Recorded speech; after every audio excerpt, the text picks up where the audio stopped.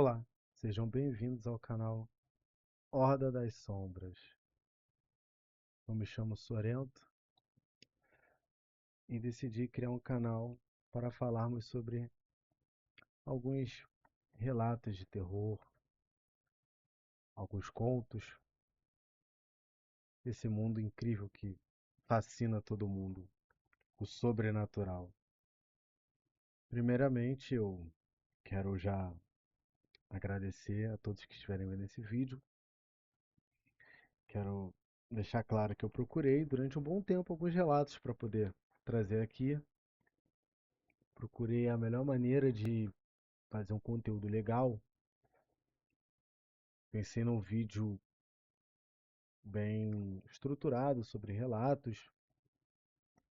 Só que aí eu me dei conta, eu falei, por que que eu não começo por um relato meu, por algo que eu vivi, sabe? Isso que eu vivi foi algo na minha infância, adolescência e, sendo bem sincero, até hoje. Apesar de eu ser ateu, eu de fato não acredito em nada. Não vou negar que aconteceram várias coisas ao longo da minha vida que foram bem esquisitas. Bem esquisitas mesmo, esquisitas a ponto de, por exemplo, eu falar com familiares. Então, esse primeiro vídeo é sobre o meu relato, sobre as coisas que eu via na minha infância, tá? Espero que vocês gostem. Quem puder já deixa aquele like, compartilha e comente. Quem tiver um relato já pode deixar no comentário, pode me mandar mensagem que eu posteriormente vou falar sobre o seu relato. Mas eu decidi que esses primeiros vídeos eu vou postar sobre algumas coisas que aconteceram comigo, algumas experiências que eu tive. Beleza, galera? Então vamos lá. Eu deveria ter uns 7, 8 anos. Eu não morava nessa casa que eu tô agora. Eu ainda morava numa casa que era vizinha com a casa da minha avó. Eu acho que a gente morava no mesmo quintal, basicamente. E aí então eu tinha muito contato com a minha avó, né? Basicamente. A casa da minha avó era uma casa muito grande. Era uma casa de 3 quartos grandes, uma sala enorme, uma cozinha grande, um banheiro. E o layout da casa da minha avó, para vocês entenderem, tá? À frente da casa da minha avó, você já entrava na cozinha, passava da cozinha, já tinha um corredor e tinha um outro portal. Esse portal já dava na sala e na sala tinha uma porta para um outro quarto. Esse corredor, no final do corredor, a primeira porta à esquerda era o banheiro, a segunda porta à esquerda era um outro quarto, a primeira porta à direita era a área e a segunda porta à direita era outro quarto. Então, esse era o layout da casa, tá? Então, o que que acontece? Por volta dos meus 7, 8 anos de idade, se eu tenho uma lembrança bem vívida, eu tinha uma mania muito forte de dormir debaixo de uma mesa de centro que minha avó tinha na sala. Acho que é mesa de centro o nome que se chama. Por quê? Porque naquela época, o que que acontecia? Era muito comum década de 90. Hoje em dia isso é bem raro, tá? Década de 90 era muito comum famílias, pessoas se reunirem na sala para assistir novela, assistir o que fosse, né? E era sempre assim, essa programação. É meu avô, minha avó, eu, às vezes minha irmã, meu tio, raramente, que meu tio trabalhava, ou vivia, ou saía, eu não lembro como é que era a vida do meu tio, mas meu tio eu lembro que morava lá na minha avó ainda. Então, o que que acontecia? Vamos supor, meu avô às vezes ele levantava e ia no banheiro. Nisso que meu avô ia no banheiro, eu via pessoas passando pela casa da minha avó, transitando como se fossem pessoas no meu dia a dia, igual eu vejo alguém na rua. E eu perguntava, falava, vó, quem é essa pessoa que tá passando ali? Vó, foi meu avô que acabou de passar ali na frente da TV? Vó, é meu avô que sentou aqui do meu lado? Ou às vezes eu chegava, vô, é minha avó que tá ali na cozinha? E aí eu ficava com medo. Eu lembro que eu ficava com medo porque eu não conseguia entender como é que tinha tanta gente passando pra lá e pra cá. E aí eu dormia sempre debaixo dessa mesa de centro. Sempre dormia, sempre, sempre dormia ali. E isso não aconteceu uma, duas ou três vezes. Aconteceram várias vezes ao longo de anos, entendeu? E basicamente nunca parou. Nunca parou.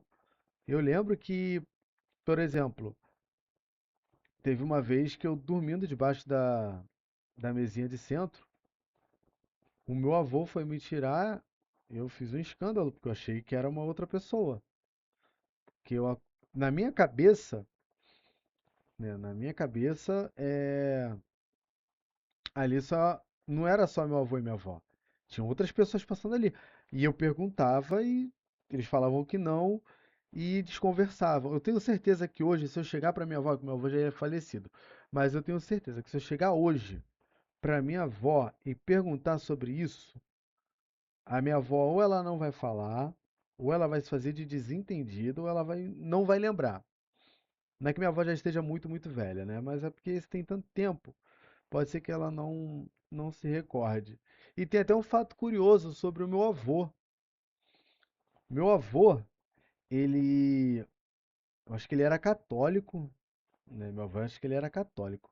Eu tenho três lembranças bem fortes do meu avô. A primeira é que meu avô, ele tinha um altarzinho no jardim da casa lá, que era, eu não sei qual é esse santo, quem é esse são. É um senhor que fica sentado, eu acho que tem um cachorro do lado dele, é um leão, e esse senhor tem um livro na mão, uma coisa assim. E meu avô sempre botava, acho que era Guaraná pra ele. Outro ponto que eu lembro muito forte do meu avô é que meu avô tinha um quarto cheio de figura de santo também, santo da Igreja Católica. Não era santo de candomblé nem umbanda não, tá, gente? Era santo da Igreja Católica. E terceiro, e esse pra mim era o mais bizarro. É o mais bizarro, isso pra mim. Meu avô tinha poderes paranormais, né? Só dizendo isso. Não importa o horário em que eu acordasse. Não importa, tá? Isso eu tô falando muito sério. Tanto eu quanto meu primo. Não importasse a hora que a gente acordava. Por algum motivo, não sei explicar qual, eu sempre gostei de Nescau muito, muito gelado. E meu primo sempre gostou de Nescau quente. A hora que a gente acordasse, poderia ser 11 horas da manhã, meio-dia e tudo mais.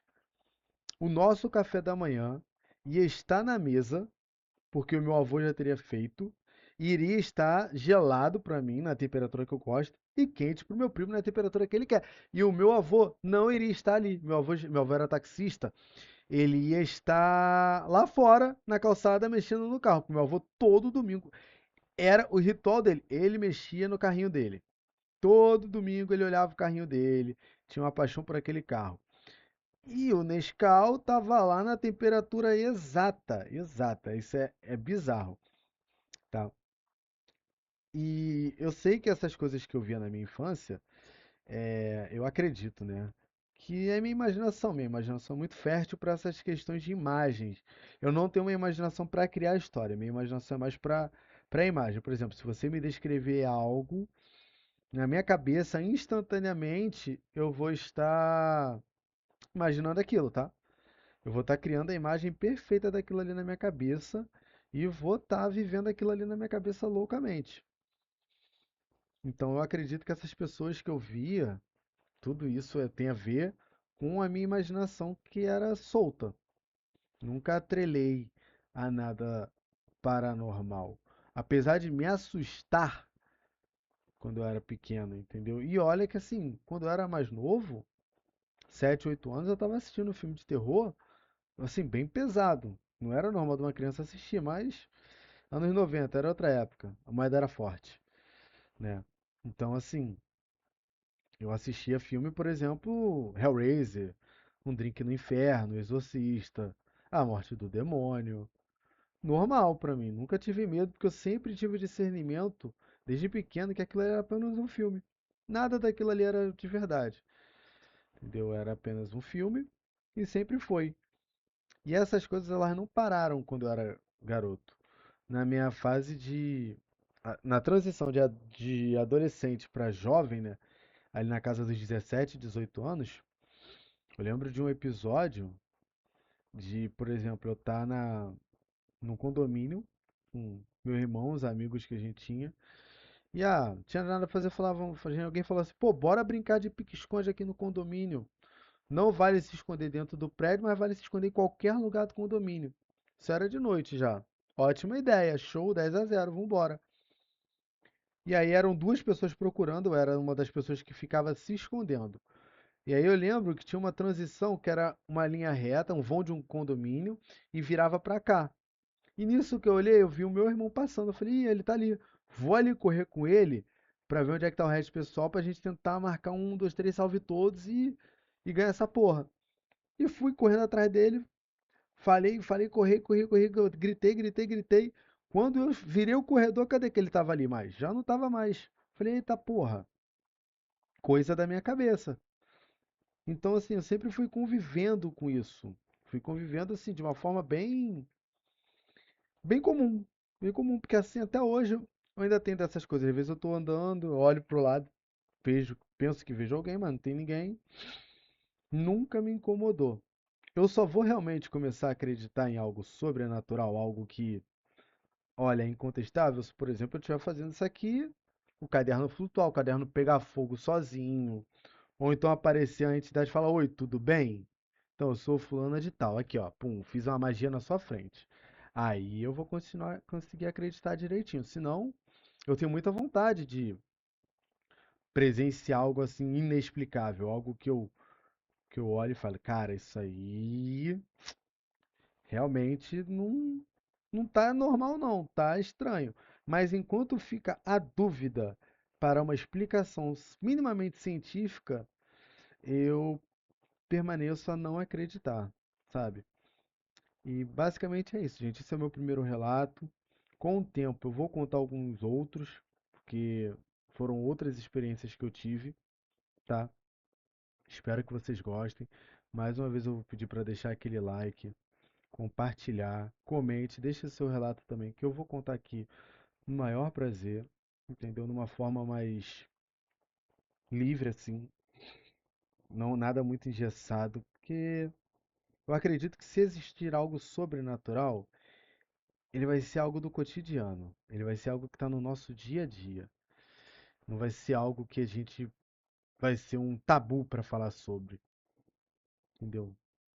É algo que não tem o que fazer, tá ali, tá acontecendo, então vai mudar por quê, né? Não tem o porquê mudar se é algo que seria o comum. E lembrem-se, pessoal, no escuro tudo se move, absolutamente tudo.